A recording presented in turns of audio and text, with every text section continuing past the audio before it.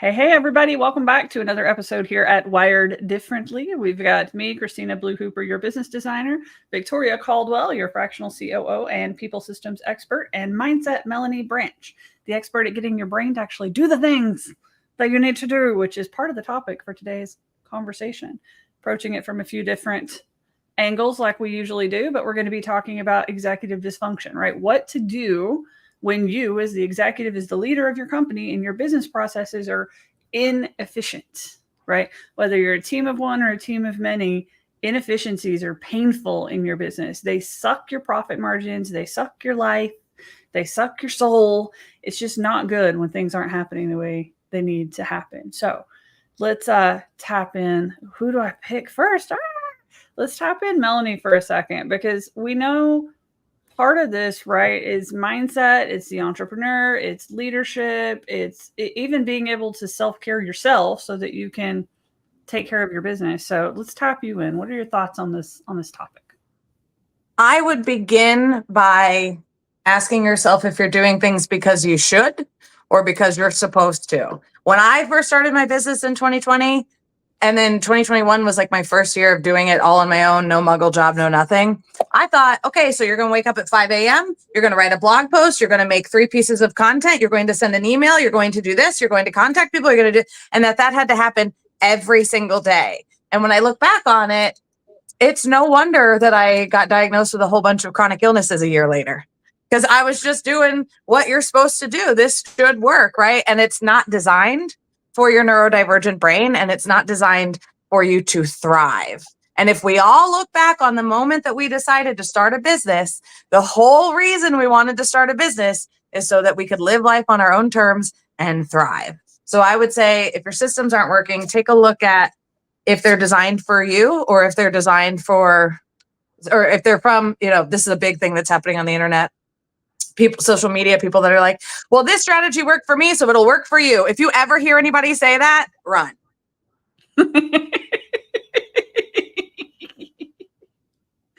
Yep. There's a lot of truth to that, because you don't know why it worked for them. It might have been the perfect time in their business for them to launch it. They might have the perfect personality for that particular tactic. Their clients may love that tactic and eat it up, or somebody else's would be like, ew, that gives me icks, right? There's this perfect storm of all of the things, and you never know, right? You don't know what all they did before that thing worked either, right? They could have done 50 things and just stumbled upon this one, and it wasn't strategic or anything. It just happened and it worked. And now they're trying to reverse engineer it and tell you how you could do the same, even though they don't even know how they did it. Right. So I love that. I was actually on a podcast last week. Based on things that they have already learned and learned from, that it's baked into it, that they're not even really considering that, oh, I learned this and I learned not to do this because it didn't work in this particular case. And you're not communicating, or even maybe not even aware of all of the stuff that you have just subconsciously and even consciously picked up along the way. Mm-hmm. Yeah. And talking inefficiencies, if you're adding extra steps because somebody told you to, that don't work for you, that are an uphill climb for you, it's just going to slow you down. Like, I was on a podcast last week. And we were talking about this topic, and he mentioned, he's like, yeah, we used to, before we started doing this podcast, we would go live on YouTube, and we would make these, we started making YouTube videos. Wasn't live. We were doing all these editing, and we were putting this stuff out. We took this course, and it said that in your videos, you needed pattern interrupts. You needed to do this, you need to do that. Is at the time we spent scripting it, filming it, recording it, doing all the stuff, editing it to get it to where it fit that formula. They're like, it was working, but it was nightmarish. It was taking us so much time. The editing process sucked, right? And it's like, he could have kept doing that and just stopped doing all the things the other people were telling him to do, right? Some videos is better than no videos, even if they don't have pattern interrupts and all the fancy things. It's okay, right? But they also transitioned into hosting a podcast because that allowed them to create video content in a way that wasn't stressful, that wasn't putting them through all these paces of stuff they didn't need to do, right? So I love that. I love your point of sometimes it's inefficient because it just shouldn't exist. It's not a matter of making it more efficient. It's about it shouldn't even be there in the first place, right? Yeah. Victoria, what are your thoughts on this, especially when it comes to teams, right? Because inefficiencies amplify at scale. If you're inefficient before you hire people and bring a team member in, it gets worse, doesn't it? Right. Like who someone says, well, I think Ryan says it. Broken systems, people don't fix broken systems. Systems fix good. I mean, broken systems break good people. Yeah. Good people don't fix broken systems. And that's such a key distinction because if you're hiring people, unless you're specifically hiring somebody that's going to help your business become and your processes become efficient, you don't hire somebody outside of that thinking that they're going to fix the system and then get mad when it's not working. If it's not working, it's just going to not work just that much more. And it's going to be amplified, as you said. And then the more team members you have, the more amplified it is, because now you're not dealing with just the system and the processes and the inefficiencies. You're dealing with everyone's reaction to it and their emotions and their energy and how they do it. So now you can be babysitting a whole another issue that's derived from that. And now you got to tackle the emotions and these, not everybody knows how to manage and regulate their emotions well. And then you got clients who are not getting the work done. And so now they're mad. And now you got their emotions over here. And then you got another team, and it's just a ripple effect. And so the thing is, when you're starting out, even if you have like small processes and systems, the best thing to do is tackle it very early on and before you hire. You're not ready to hire anybody if you don't, unless you're hiring somebody to do that thing specifically, you're not ready to hire anybody.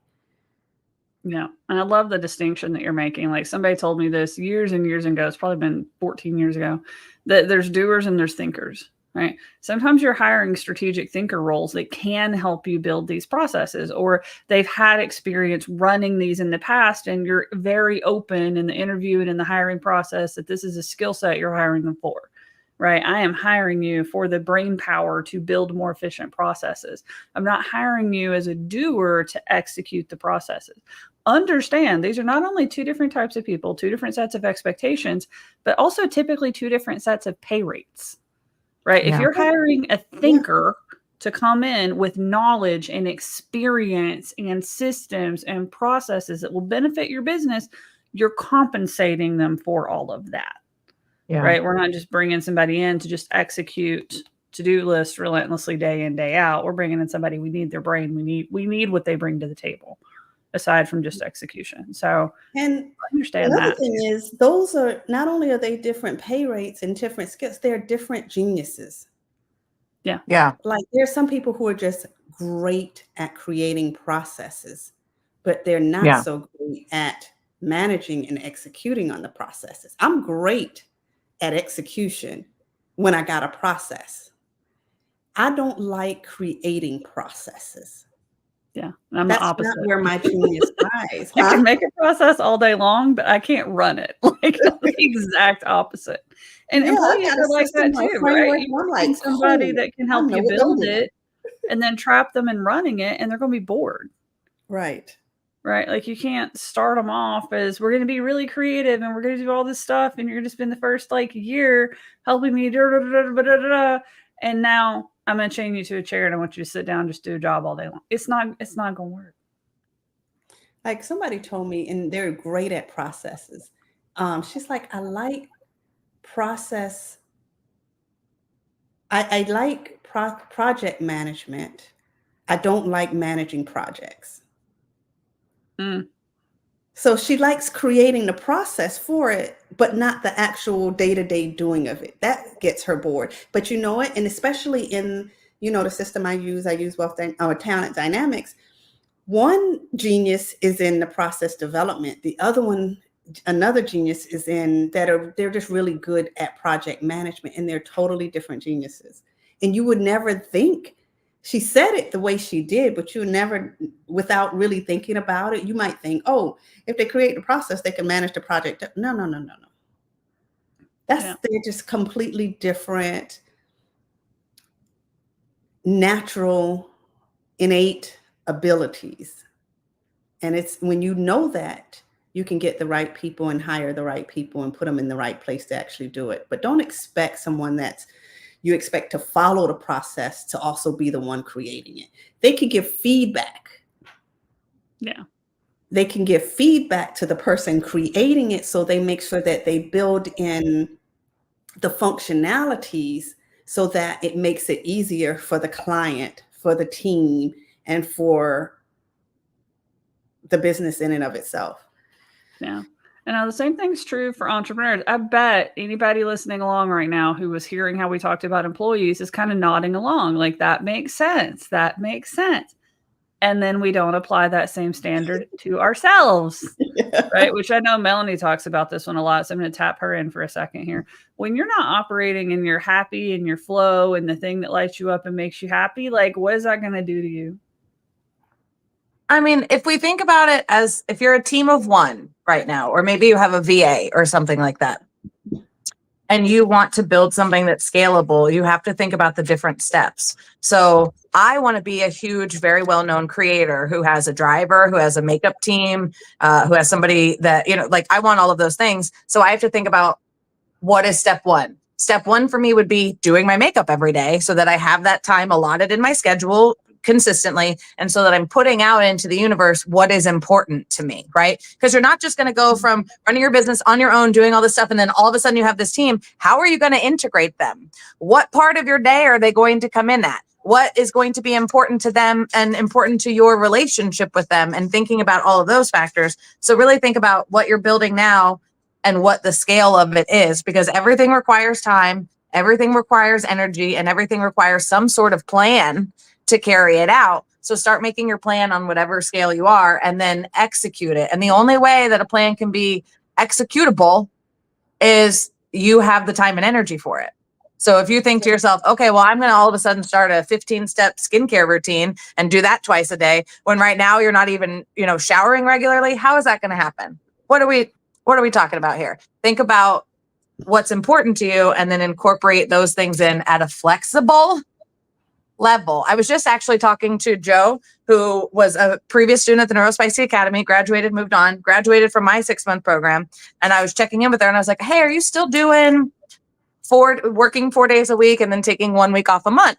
And she goes, no, actually, this is what I'm doing now. And I go like this, and I go like this, and it's 2 days. And, if I need a day off, I do it. And the flexibility made me so excited, because that's the only way she can work properly. She kept trying to be like, okay, rigid standards, these are going to work. And then she just realized if she took a whole week off, it'd be a lot harder to get back into it. Right. So it just wasn't what was working for her. So I encourage you to be curious instead of critical, because so many of us get so critical about everything. Oh, well, I didn't do this today and I didn't do that. And it's like, well, what did you do though? You didn't just sit around with your thumb up your ass. You did something. Let's just focus on that part instead of focusing on why you're a terrible person. Like, just wait till the end of your life to start thinking that. Start being a little bit more curious about yourself now. Yeah. And I love what you said about, like, everything takes energy. And if you're out of it, guess what? You can't do anything.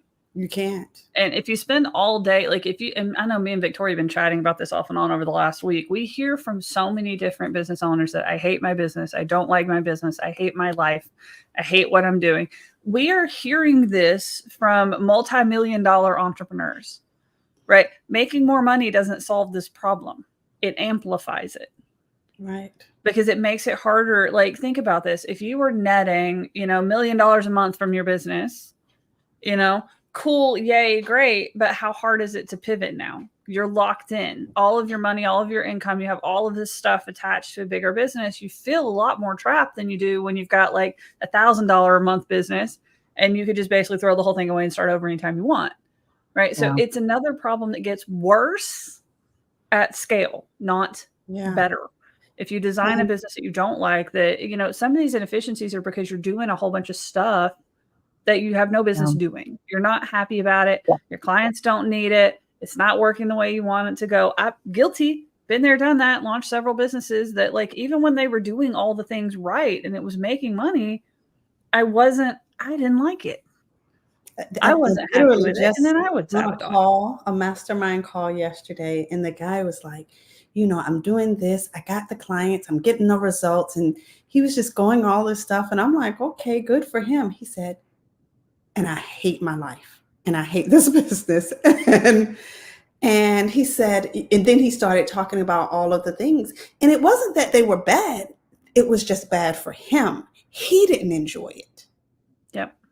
Somebody else would have loved to have that because they didn't mind the stuff that he hated. And it was the stuff that it was just not him. It wasn't bad stuff. It wasn't like he had terrible clients or whatever. He just didn't like what he was doing. Yeah. Yeah. And, sometimes you think, oh, we got Black clients. And someone said, in the agency business, one of the things that's a common joke is it's something about bad clients and not enough of them, Yeah.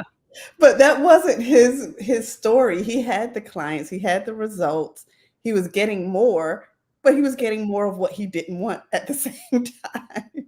Yeah. Yep. And I mean, our businesses So have to get boring before they scale, right? They're going to disinterest us. They're going to get boring. They're going to get it's hard you're not going to get this level of excitement from every aspect of your business. And you shouldn't be getting all of your joy and happiness from your business. You have to start getting some of it personally so that when your business stops needing you as much, you can step away, right? Your business has to outgrow you, just like raising a child. Eventually, it kind of has to leave the nest. It has to have a little bit more responsibility. You have to trust it with the keys to the car, as terrifying as that is, right? There's these steps you have to take where you step away and see if it can survive on its own. And you have to find your joy somewhere else. Right. So it's very important. I hope we've drove this point super home. I know we've spent about 20 minutes on it so far, or 16 minutes on it so far. You have to like it, right? A lot of these inefficiencies and business processes that aren't working like they should could be simply because you're doing things you shouldn't be doing in ways you shouldn't be doing them for people you shouldn't be doing them for, and in a way that's out of alignment with you. If you're not happy, healthy, and fulfilled, it's not going to work. It doesn't get better as it grows. All right, let's pull and up. that's another thing with I was told I was weird yesterday, and I'm not, but it's weird. I'm weird. Well, I mean, in the sense, I don't know. Now that's becoming a Republican term. I used to own the fact I was weird, but now everybody's calling the Republicans weird. So I might have to have a new term. We can't be weird anymore. I'm not going to be Republican weird. No, thank you. It's crazy because I really enjoy, and here's the thing. It's one thing is really, if you want to, first of all, the question is what to do when your business processes are inefficient. Another thing is, how do you even know their processes are inefficient? I think that's that's our next question we're queuing up, is identifying and eliminating bottlenecks in the processes, right? So if you've got issues, if you've got bottlenecks, if you've got things that are inefficient in your processes, even being able to find them in the first place. What the indications, stuff not getting done. Low conversion rates. Rates, things not getting done properly. If you're afraid to set a deadline because you could never hit it. Yeah. That's you're aggravated all the time. Yeah. I have a friend and client who hired a bunch of VAs, probably 3 VAs, and somebody to do social media. And she's like, no, it'll be perfect because now I can just tell them what I need them to do and they'll do it and everything will work out. And wouldn't you know, the content that they're putting out, she sends them a video and then they put all the smash on the screen and the this and the that and the over edited. And I kept seeing them come out of her account. And so I just messaged her and I was like, hey, girl, I'm going to hold your hand when I say this. But these videos that I know your VAs are making, because I know your style of video making and I know their style of video making, these videos aren't doing shit to get your unicorn clients because they look like some dude bro put them all together and nobody's watching them past 10 seconds. So it's not saving you any time. It's not saving you any energy. Every 3 days a week, I would talk to her and she'd be like, oh my God, my VAs, they disappeared. I can't, or they sent me this and it's not right. And I was like, wouldn't it just be easier to do it yourself, to figure out some sort of content creation where you just batch a whole bunch of stuff and then recycle that over and over and over again? And she's like, what? So yeah, there's so many ways to do social media. Just because you farm it out to somebody doesn't mean it's going to work better. You end up spending, especially with that kind of stuff. I've seen so many clients, they bellyache over it. They spend more time trying to train up a team to be who they're supposed to be as opposed to just pulling the camera out and just recording a short video and being There's done. some things you can't let go of. I mean, at a fundamental level, if you were the subject matter expert in the thing, whether it's the topic, whether it's how you prefer your videos to be edited, how you like them to be filmed, whatever, if you're the subject matter expert in the thing, it's going to be hard to let those go, right? Like you're going to have to maintain that level of expertise and communicate it. Even if somebody's going to help you with your editing, you have to say, this is my standard. I have defined it. Right. And then like the next thing that we kind of hinted around right there in a lot of that conversation was actually setting a metric for success, actually understanding when we execute this process, this is what success looks like for me. Yeah. Right. Because like even in Melanie's example, I could have measured that as success. Maybe I was spending 10 hours a week making content, and the success metric for me was I spend an hour. I'll accept decreased reach. I'll accept that my videos don't look as on brand. Like I'm accepting that these things could be true, but my metric was to get from 10 to 1, right? Like if that was the thing I needed to get to was less hours spent on content, achieved, right? But if the thing is I want to spend less hours on content and maintain my style, my approach, my whatever. I'm not the one who did this thing. I'm saying my is like an example, but I'm not the one she's talking about. Just to be clear. Just to be clear, right? But like, you know, if my goal was not only to go from 10 hours to 1 hour, but also maintain my style and reach and not lose any metrics, now I can troubleshoot against that, right? So if we're going to identify and eliminate bottlenecks or inefficient processes or processes that are breaking, we first have to say, what is the measure of success? How do we know that it's broken? If we don't know what it's trying to achieve, we don't know that it's not achieving it. Right. So that's kind of step one. Step two is you have to be able to monitor this over time. You have to make sure that I'm not setting an unattainable thing to monitor. Right. Like if I can't even find this number, or finding this number to track it every week is going to take me a half hour, that's not a good thing to monitor. It's not going to work. I also can't measure fuzzy things as well. Right. Like I'm not going to be able to quantify, like I feel better about it. That's going to be a little harder to quantify. So you have to give it some way that you can tell, aside from your gut, because our gut does bad things to us when we get bored. We're like, it must not be working. Like, no, it's working. Yeah. I'm just bored with it. Leave it alone. Is it moving the needle like towards the end goal? Is it even important to track? Most of the stuff, maybe not. Oh, that's such an important thing too. Tracking the needle movers, right? So we may have something like, I want to increase my followers on social media. I want to increase my engagement on social media. I cannot directly influence those numbers. I cannot wave my magical wand and make more followers. It's not going to happen. The thing I can do is post more content.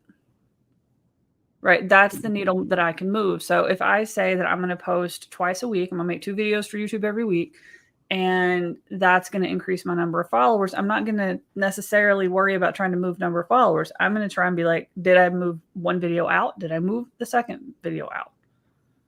Right. I may still track followers, but that's not the thing that I'm like trying to move, because I can't shove that forward. I'm just going to do what I can do. Does that make sense? Or am I creating videos on something that the audience wants to consume? Yeah. You can try. I mean, you have to start following it over time. I responded to this question. This comes in a lot. I'm responding to that.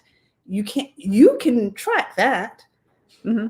And something like, maybe if you're into search engine optimization or SEO, you can track whether you have optimized it. And the rest is out, those things that are out of your hands are out of your hands, but you've done everything in your power to give it the best chance of success.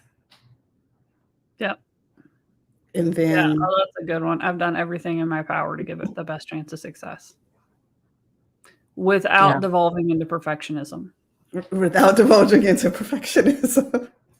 And it comes with the same thing with the team. It's like, I've done everything I can do. And then you can say, okay, this was a poor hire. But, what we do is give you all of the things that you need to do that you have control over. Which is a lot, which will get you 95% of the way. but you're going to have that 5%, 1 or 2 that is just like, okay. Yeah. I feel like we answered this one pretty good, right? Identifying and eliminating. You have to be able to say what it is you're trying to achieve, measure whether or not you're being able to achieve it or not. That's how you spot problems. Eliminating them is just looking how to reduce friction, right? How do we get rid of friction in the process? How do we make it easier? How do we, like, whatever's going on, like if it looks like a bro marketer edited it, how do we make it where it doesn't look like that and it looks more authentic? What's the change? What makes it cross the threshold?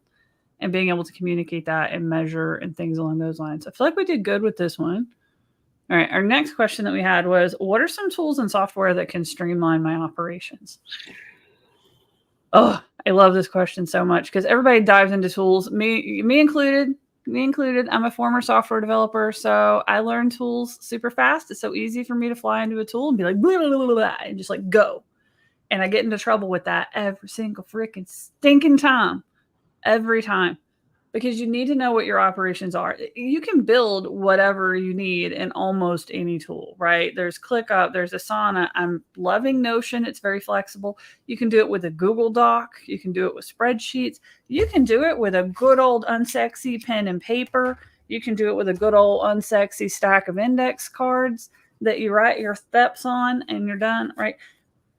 A streamlined operation is simply one that is written down. Right. It's just written down. Communicated clearly. Yeah. Like you write it down, you use it. Right. If I'm sitting here, like I produce our podcast episode every single week. Every single week when we are done with the show, I have a series of steps that I go do every time. Because they're written down, I do them every time. I pull it up, I follow it. I don't have to engage higher brain cells to get her done. I can just be like, all right, I'm half dead after being live for an hour. Let me just go do the clickies and click the things and push the buttons and do the stuff. And I don't have to think too hard, right? A streamlined operation is as simple as one that is written down somewhere and used, right? That's your whatever tool is going to be. Starting simple and building complexity over time always, always, always improves adoption rate. You're not going to use it if it's too complex when you open it. Like if you imagine, like if you've used Notion or ClickUp and you've went in and you've set up a template or you've had someone give you their template or their structure, or you mimic it and you're walking in there and you're like, I don't even know what buttons to push. I don't even know what to click. You're going to quit using it and you're going to devolve, right? You're going to go backwards. So whatever you can do, it's going to help. I know Melanie's got, I'm going to tag you in and let you talk about your notebook situation. The left and right side of her notebook have different purposes and different rules. This is how simple streamlined operations can be. Right? I'm a very tactile person, and I think simple is always best. So, and I have ideas that fly to me all the time, and I have very little working memory, so I don't remember much. So I always have a notebook or just regular sheets of notebook paper around. Right now I have both. And on the right side, which is, you open the notebook, the right side is the page that you're supposed to write on. So that's the one that will be left to right, top to bottom, in the form of an outline. And then everything that comes to me while I'm working on that side of the page goes to the left page, which is the back of the previous page. And those things are all written all over the place, willy-nilly, off to the side, vertical, horizontal. What's the one that's in the middle? Anyways, so the left side is the wild catch-all side, and the right side is what I'm actually working on, so I never forget anything ever again. And there's just something about my brain where if I hear a word that I really like or a term that I really like, that's a simple term, I know I'm not going to remember it. I can write it down somewhere and remember where I wrote it down and remember that it's appropriate for the next conversation that I'm in and just go get the word, and I just can't retrieve it in my brain. So people are always like, wait, you can remember where you wrote it down, but you can't remember what it was? And I say, yep. So I just say, hold on a minute, I have the perfect phrase for this. And that random hair bow band that's in the back of the drawer in the left corner behind the things. Yeah, it's that energy. And they've even done some studies like doodling while you're listening to something. It doesn't even have to be doodling notes, but just doodling, just drawings, random drawing, improves retention by 29%. Yes. Those of us who say we remember better because we write it down, it's not even necessarily because you wrote the actual thing down. So for people who were like, I need to have very detailed notes, not always. You could just be drawing circles and you're still going to retain it 29% better.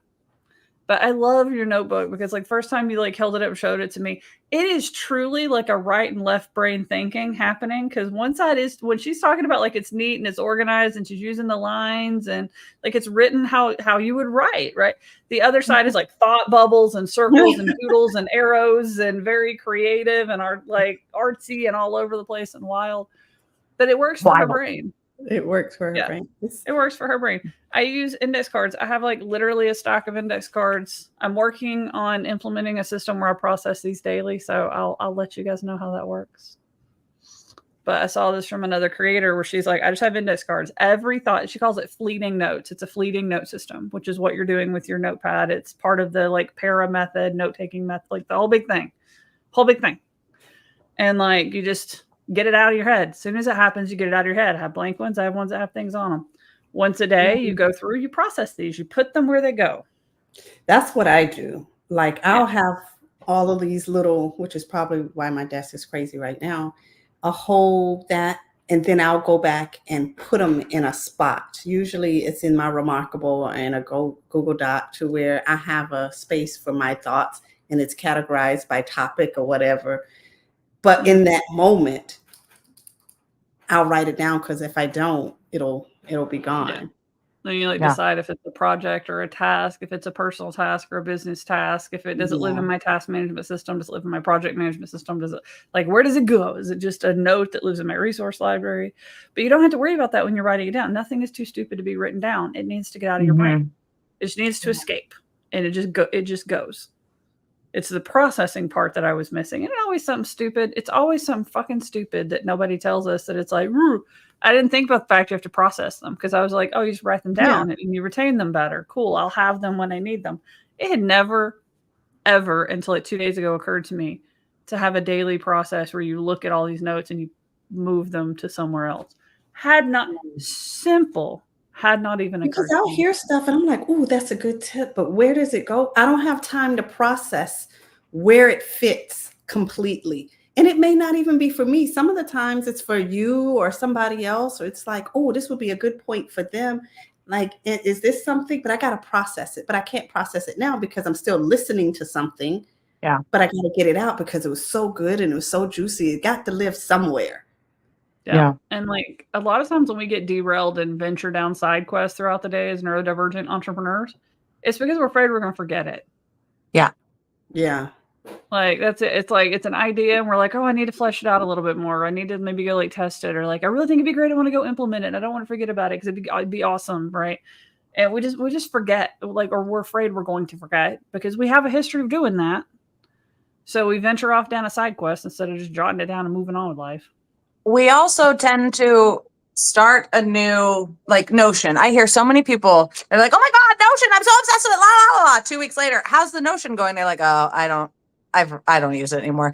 And the most important part about using a new operating system, software, or anything like that is that you have to get your nervous system happy with peace and calm when you have been used to chaos and the tiger chasing you your entire life. Because if things start working, you're going to reject that because you are used to stress being your driving force. So you really want to sit and think, why do I want a new system? Why do I want to streamline this? Am I really okay with peace and comfort in my life as opposed to, just the wacky, wild stress that we've all been conditioned to believe is normal? Yeah. Well, and I saw a really good thing that was talking about, synaptic pruning and how our synapses are formed and stuff like that in our brains. And it just really made that make sense to me from like a science perspective. Our brain's basically a forest with no trails in it when we start life. And over time, we keep walking down paths and we're wearing down the path, right? We're wearing it down. It turns into dust. We no longer have all this stuff in our way. There's no longer trees and branches and brush to get through. The more we walk the path, the more we wear it down.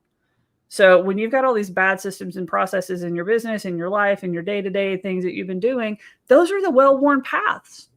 Like it or not, like the destination or not, you've worn these down. So when you say, I want to go down a new one, now you're back through the wild woods, right? Now we have tangles. Now we have trees. Now we have underbrush. Now we have bears. Now we have, we're back to the Wild West until we walk it enough times. We have to walk it enough times to get it beat down and to actually have a path that our brain wants to take us down the easiest path.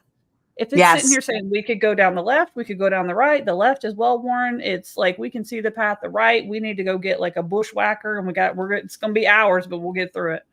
Right? Your brain's gonna be like, let's go that way. Yeah. Why do you keep trying to do that? Familiar, because your brain just wants to keep you safe, but sometimes the safety is not safe.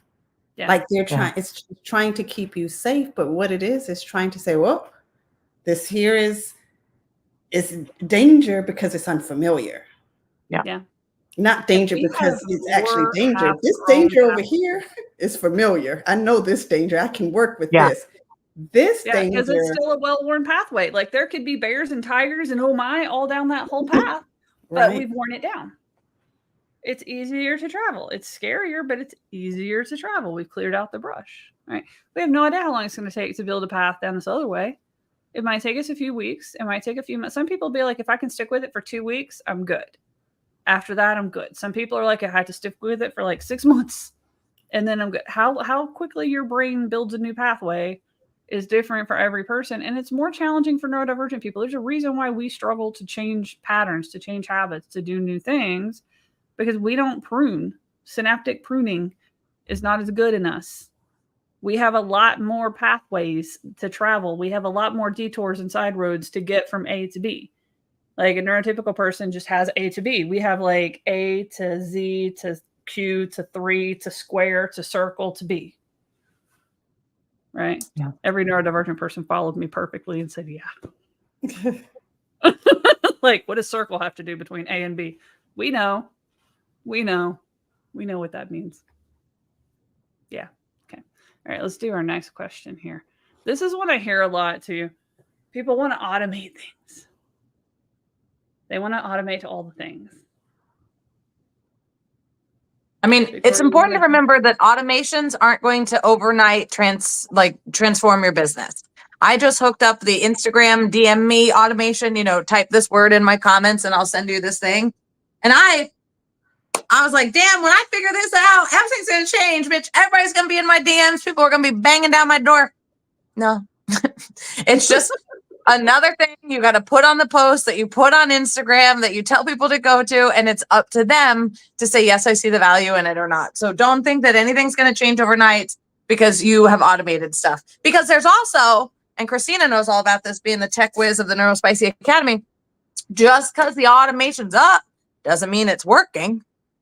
Because technology is influenced by everything that's going on in our world and in our cosmos. And we all know what happens during a Mercury retrograde, which we just got out of.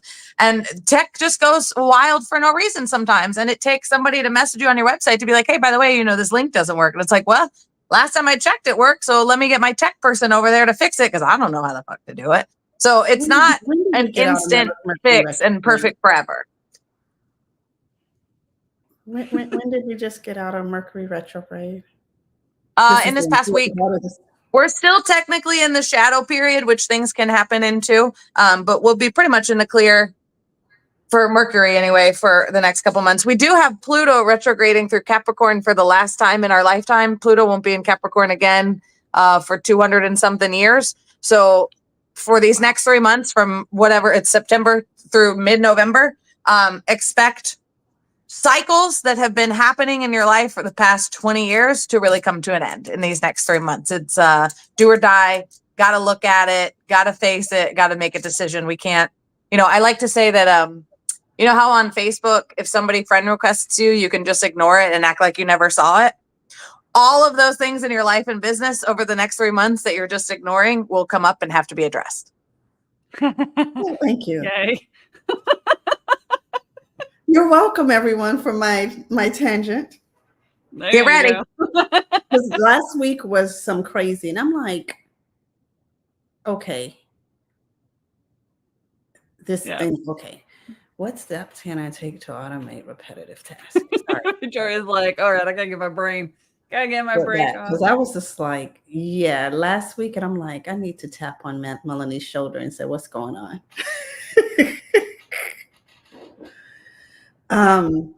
The thing is, my issue with this is, and going back to my quote unquote weirdness that I never talked about before, but it's not weird, is trying to automate stuff that does not need to be automated, even if it's repetitive, like talking to your clients. You know, it's, you know, when I say that, it's like a certain level is okay, but then sometimes we go too far with it, like trying to automate things to the point that now there is no human connection. And I'm always going to speak to that because there's a delicate balance of that. And yeah, it just, I think in some cases it can go too far. Yeah. Especially now, if you got, you know, you go in there, you know, we all get annoyed with the automated systems. That's one example. It's like, because there's never the option that you need. Yeah. Yeah. You know, it's like calling people and it's like waiting on hold, press 2 for this, press 3 for this, press Yeah. Oh, I didn't hadn't thought understand about that that as a before. type of Would you? automation, but yeah, when people call you Let's having try this this automated again. answering thing. Let's try. Just Oh, give me voicemail drops. Automating voicemail drops are like, ooh, I hate that so much when people do that. Because like did I miss a call? Did you call me and I missed a call? How did I don't even see a missed call. How do I have a voicemail? Automated voicemail drops, baby. That's why they're happening. I freaking hate those. They drive me crazy. Ugh. I would probably say one big step too. I agree with everything they've said, but like one big step too is to do it manually. Do it manually, right? Why are we automating something we've never even done before? Why is the first time we do something an automation? Right? That shouldn't happen that way. You should know what it is. You should have done it before. It should make sense. To Victoria's point about humanity, automate humans. You can tell a human what to do. You can do a nag telling a human what to do. If we know that we want clients followed up with on day 10 and day 14 and day like 2 months in and 3 months in and 6 months in, I can still build automations, but reminding one of my humans that I would like them to check in. And I can pair that with a template that they can customize to make that check-in faster, more efficient, et cetera, et cetera. But I want a human initiating a conversation. So I automate the reminder to the human instead of automating the email to the client. Right. That's a good And point. you can And is even this like something make that them you check need? it off and set reminders and like we can automate people. Yeah. And going back to Melanie's point in the beginning, is this even something we should be doing? Yeah. If you're automating inefficiencies or building, I was talking to a process girl who actually had and going back to the whole topic, you don't necessarily want to automate inefficient stuff. You know, like this client had built $10 million software for a clunky process that didn't work anyway. So you spend $10 million. That's a lot of money if you hadn't noticed. $10 million to automate and to build software around something that shouldn't have been being done to begin with. Yeah. If you want to do that with $10 million, you just sign to Christina Hooper, mail that to my P.O. box. I'll take care of that for you. And you can go about running your business as inefficiently as you were before. Yeah. Throwing that out there if you just need something to do with that extra $10 million you got flying around. But there's also processes that a human needs to do, right? And like digital marketer and Ryan Dyson, and they talk about this, that they have this like dashboard spreadsheet that collects all your data, your KPIs into one spot. And they built this automated thing. I think they spent like $100,000 to build this like dashboard that would pull in all the metrics. It was great. It was software. And they noticed that they stopped being able to move the needle forward. Because like part of this spreadsheet was turning red to, yellow and yellow to green, where you would actually have to look at the number and you would say like, this is where we're at. This is where we want it to be, right? We wanted to be at 100K in revenue. We're at 80K in revenue. It's 3 weeks into the month. Could we get to 100K? Yes, we're on track. Green. We're not on track, but we think we can get there. We're not exactly sure how. We're yellow, right? Or we're off track. There's no way it's not going to happen. We got 1 day left. We're not going to hit it. It's red, right? When a human changes that number, that owns that metric, that's responsible for that metric, and they have to make that thing go red, it does a thing psychologically to the person who had to say, we're way off track and I don't know how to get us back. Or look at that, we're way on track. We're going to like beat our number, yay, excited. It does a thing for humans psychologically to have to do that. So sometimes we don't need to automate some things because we need a human to feel it, to internalize it, to own it, and to see it, right? So think about that kind of stuff well too when we're thinking like, should we even automate it? And I know the question was, what steps can I take to automate repetitive tasks? And we all gave you warnings for why you should not automate. So let's assume that after all of that, you've said, okay, but this should be automated. I hear you. I'm following the rules and all your recommendations, and we should still automate it. How do you go about automating it? Right. And for me, it's documenting it. What even is it we're trying to do is like the first step side of the tool. What do we want to accomplish? I mean, you need your scheduler to be automated, right? If you do clarity calls or discovery calls or consultations, you need a link somewhere that you can just send people or that they can go to get on your calendar so that you're saving however many minutes in your emails of going back and forth. What works with you? What works for you? Da, da, da, da, la, la, la. But do you need to automate the form that you fill out when you're giving your client who just graduated your program the maintenance plan? Probably not, because each client is different. You were working on slightly different things, no matter what the program is. Everybody has a slightly different outcome. So maybe you have a process that's automated, like going on ChatGPT and saying, here's everything I wanted to say, put it in a better form. Blah, word vomit it out, have him put it nice and pretty, send that on over. But, what do you need to automate that when you make a video for TikTok, it instantly goes over to your Instagram and your YouTube and your this and your that? I don't like those automations because I don't want to put every single TikTok on all of my other platforms. That doesn't save me any time, because if it's a video that's too long for YouTube, if it's a video that is answering a question that you got on TikTok, that's not going to do well on Instagram, right? So like really think about what kind of time are you trying to save? And is it really an action that you, like Victoria said, do you really even need to be doing it? No. Well, and I like one thing that you brought up there too, that sometimes it's a process and a template and not necessarily a true automation, right? Sometimes that's what you need. Like it's repetitive. You're trying to save time. Think like Canva templates, think like ChatGPT prompts, instructions, custom ChatGPTs. Sometimes you just need some resources that help you in that capacity. And you don't necessarily need like a true automation. You just need something to make it easier. Now, if you do need a true automation, I mean, it's sitting down and mapping out what it is you need it to do, thinking about anything that a computer would need to understand, right? So if it's going to automate it and you're going to have to tell it to wait 24 hours, then a computer's going to need to know that, right? You're going to have to add a wait step. So make sure, like, as you're documenting it out, you're saying, like, I want to send an email. I want to wait 24 hours. I want to send another email. In pretty much every software that you're doing any type of automation, you're going to actually be inserting steps like wait 24 hours. So when you're mapping it out, include things like wait, include things like tagging people. If you're going to like tag a contact based on they opted in for XYZ, you're going to want tags. If you're going to be adding any notes, if you're going to be doing any SMSs, if you need a human to check in on something, do that. If you need pipeline automations are a great thing to do. They're always a good example of an automation. For example, when somebody signs up for the academy, we automatically create an opportunity in a pipeline that says, hey, they joined the free trial. We're about to add the free trial back. It's not on the website right now. We've had it in the past. It's coming back. But like they join the free trial. Cool. We have an opportunity. When they pay and they, graduate the free trial and they're a paying student, it moves them over in the pipeline to paying student.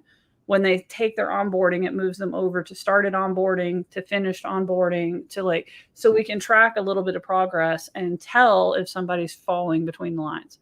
So the automation's moving them based on them logging in, starting courses, completing courses, so we can see some visibility. What I set up for like the human element is, hey, they started it. We waited 7 days. We said, hey, you started the orientation course, but you haven't finished it or you stuck. That went out as an automation. 7 days later, they're still stuck. I'm messaging a human and I'm being like, it's been 14 days. We've already done an automated nag. It's a short little course. They've had 2 weeks. Maybe go check on this person. Right? I'm not going to automate a lot of nags. I automated one nag and then I automate a human. tagging a human and say, come help. Right. So think about that kind of stuff and how can you bridge the gaps? What needs to happen from the user experience? How are users going to experience this automation? Not how is it saving you time as well, but how are users experiencing it? Is it going to fit with their expectation? How can you make it fit with their expectation? Let them know it's automated. Don't try and fake it. Don't try and be like, hi, this is Christina. I was just thinking about you and I wanted to check in on you. What? They know it's automated. They know it was a reminder. Most people know this. That's probably one of my big soapboxes, which also goes to something that kind of fits to this next question pretty well. Probably our last question. How can I implement quality control measures to maintain standards? Right? Like, I think you've heard the three of us kind of say some of our standards. Yeah. We don't really, we're not big on like automating inefficiencies. We're not big on inefficiencies existing in our businesses in general. We're not big on doing things that are going to take us out of flow, that are going to be, an uphill battle both ways to get something done. I'm not trying to walk uphill in the snow both ways just to publish a blog post, right? We're not doing that here. So like, first is just knowing your standards and setting better standards for yourself. Like, I was so proud of my kid. I know this is a weird example, but I was so proud of my kid yesterday because he actually told me, I don't feel too good today because I didn't take good care of myself. Like, yes, please, thank you. And they're like, why is that such a big deal? Like, I've said that before. And I'm like, no, you haven't said that before. You have said, I don't feel good today because I'm a little dehydrated. I don't feel good today because I went too long without eating. You said, I don't feel good today because I did not take good care of myself. That is a different phrase. That is a way different phrase, a way different understanding, a way different kind of awakening, a way different, like, raising the standard of care for yourself and for your business and for like what you've got going on in your life, right? If you don't know what that is, again, how are you supposed to quality control it? Yeah. And I think, setting in a specific measure for quality control, like for some, if we, me and Christina had this discussion and I'm like, I always send a test email before I send the email. Like, I just send a test email because I always see like, oh, this looks weird. And I go back and fix it, and it's like, that's one step, like send the test email. And then you will reduce getting the oopsies. I got an email from someone who, it was someone that I follow, and their employee made this, I think it was a $10,000 mistake, but they were so upset. But then he was like, did you have a measure in place that they test or something, did this employee just not follow the protocol, or was there not a protocol for it? It was just kind of understood. And it came back that there just wasn't a protocol for it. So they did it. Now, they had been doing it. I mean, it was a step that was missed, but it wasn't checked off anyway. So it was kind of understood, but it was something that it was like, oh, maybe they forgot to do it. But if there was a protocol that they had to go back and actually say, I did this in the process, it would have. You got to write it down. You can't have processes that are just understood. Right? It just doesn't work. It doesn't even work around the house. Like, how good are you at getting like your family to load the dishwasher every time there's a dirty dish on the counter? I have to pay them for anybody to do anything around this motherfucking house. Everybody's got a different currency, but I got to pay for it. And even then, sometimes I still got to be the boss that says, hey, why did I wake up to a sink full of dishes? Oh, I was really tired. Oh, okay. So the system that you worked out where you do dishes at night when nobody else is in the kitchen with you means that if you're going to do dishes at 10 p.m., you got to make sure you're still awake. Anyways, I'm not bitter. It's fine. Yep. See, I've been working on this over the last 6 weeks at my family, just testing, can we improve the standard? Can we raise the standard? And so we've been talking about the difference between habits and systems and standards and projects, right? Yeah. Getting the kitchen counters the way I want them to be, with no dirty dishes on the counters, no dirty dishes in the sink.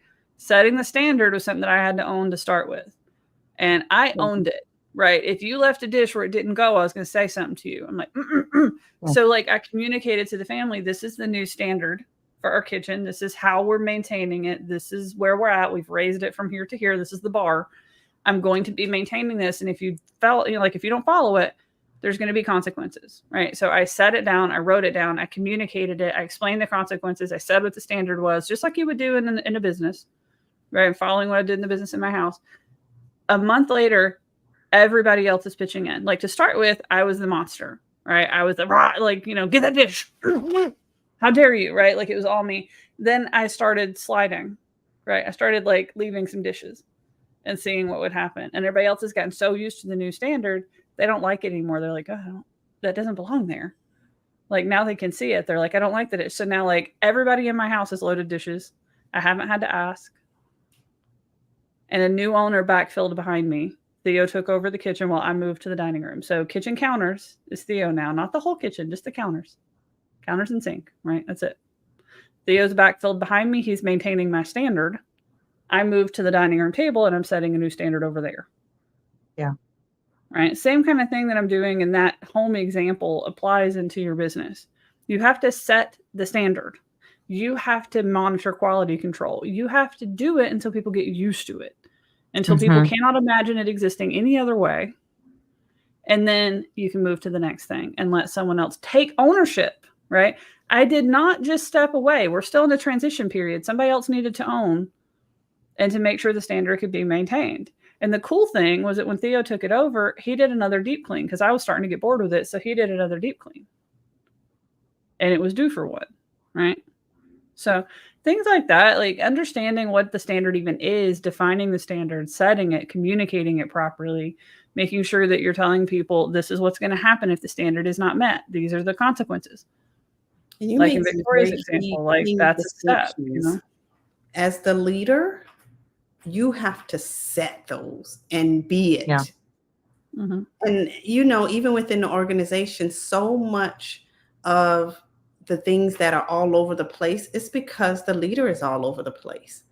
And they're just a reflection. They're just a mirror of what you're putting out. Yep. And my kids have had 2 decades on this earth trying to fight them to get laundry. But when I set the standard and I led by example, I'm not having to fight them anymore. They want to do the dishes. Like, my kids have even come up to me and been like, I really like it when the kitchen's like this. When I go to feed the animals, I don't have to move all the stuff off the counters to set the food dishes down. This is really nice. And I'm like, yes, it is. I've been saying this for 20 years. Why is it that hard? My kids are 19 and 21. We've literally 20 years teaching them I don't like dirty dishes on the counter and the sinks and fighting an uphill battle. Set the standard, demonstrated it, communicated it, led with compassion when somebody did something wrong, they're like, I am so tired tonight. I don't have the energy to empty the dishwasher now. That's okay. You recognize it needed to be emptied. I've got the energy to do it. Tonight I'll do it real quick, right? Or likewise, when I didn't have energy, I asked someone else to do it. Like, we set the standard and led by example. And I really hope that the side is important. You can't just do it and not have consequences. Like, there has to be consequences. And you got to follow through with them. We had a student at the academy the other day. We were on our planetary power play party for the Virgo new moon. And this student was like, she's got young kids, little kids, probably like 5 and 3 or some shit like that, like little. And she was like, oh, we just got done at my aunt's house for a week. We stayed at some rental that is in her family, whatever. And it was so beautiful and it was so nice and it was so good to be there. And, I have these little kids and they're just little tornadoes. So when I get done cleaning one room in our house and then I move on to the next one, they've already torn apart that house. And I said, how did they treat your aunt's house for the week that you guys were there? And she was like, they were great. They didn't pull their tornado bullshit in there because the house was nice. And I said, so they do know how to behave. They're just not respecting your home because they're so used to there being stuff all over the place and you not taking great care of it, that why would they start taking care of it if they don't believe that you're going to follow through with it staying that way? So, your standard does have to raise, your self-respect does have to raise, and your expectations have to raise. And you have to be able to say, hey guys, this is, and I remind my kids and husband all the time, and I say it right to their face. I say, do you want me to go back to being a super dysregulated screaming woman all the time? And they go, nope. You got it. What do you need me to do? I'm ready to do it, because it was so hard on all of us when I was dysregulated and everything fell on my shoulders, because that's not Why should that be the case? Yeah. Oh, that's such a good point. Cause like even in my like dishes and kitchen example, I wanted that for me. I'm tired of all of the little messes of chaos that exist all through my house. I like a neat house. I used to keep a very neat house. But I was She's a Virgo sun, everybody. She's a Virgo sun. Yeah, I mean, I used to, I would spend a lot of time cleaning like every single day. And then the kids were born and I didn't have time. I had like 2 little kids. I was in college, had a full-time job, a part-time job. I had a lot of life. We didn't have any energy left. It wasn't even a time thing. I'm getting better at saying that too. It's not that I didn't have time, it's that I didn't have energy. There was nothing left in the tank to do it, right? Because it doesn't take long. Most of the stuff is like 5-10 minutes here and there. It's not like when you actually time yourself, this big gargantuan thing that feels like it's going to disrupt everything and I just don't have time for it right now is like 5 minutes. Yeah. It's usually just like 5. It's ridiculous when you start timing stuff. Like I started timing stuff and it is unreal how many things are just 5 minutes. Yeah. And just so huge. And when I was like, I just want a better standard than this. I don't want to live like this anymore. I don't want to live with these little piles of clutter and chaos. When I want to go and decide that I want to bake cookies, I don't want to have to clean the kitchen first. Right? I want to just make cookies. Why can't I just make cookies? Right? Like this is the standard I want. So like it was, and I have just went and I even bought a cookie jar because I just went and started making cookies now. So I have a cookie jar. I needed some place to go with these fresh baked cookies that I'm baking now that I have a clean kitchen to bake them in. Right? Yeah. It's just raising the standard for myself. Yeah. And deciding this is what I want. Right. And once I was committed to that, the family was on board. They're like, okay, yeah, cool. Yeah. You're going to bake us fresh cookies periodically because the kitchen's okay. Yeah. Okay. Yeah. Sure. Why not? Right. And it works. Like even like the dining room table, I implemented a system for that the other day. David's pretty much the only one who sits at it. He likes to eat breakfast there before he goes to work. The rest of us eat in the recliners at dinner in front of the TV and stuff like that. I was like, I have this little tray. Anything that you want to live on the table has to fit on this tray. I will keep it on the table. It looks a little cluttered, but I can move the whole tray when I want to clean the table and I can put the whole tray back. So you can have whatever you want as long as it fits on the tray. Right? Your little thing to prop up your tablet so you can watch your shows while you're sitting here at the dining room table. Your, whatever you like near you that makes you feel good, cool, but it has to fit on the tray. Yep. And he's like, okay, I can do that. Yeah. Cluttery dining room table, uncluttered for the win. Right? Yay! Done. Right, what a good place to end. I know this was a really good, this was a good topic today. And I think like the theme overall was figure out what your own standards are, figure out how you can integrate them into your life, figure out what's going to make you happy, prioritize for joy always. It's going to be good.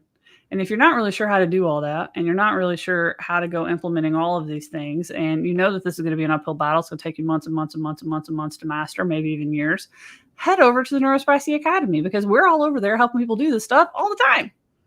That's actually where we're headed right now.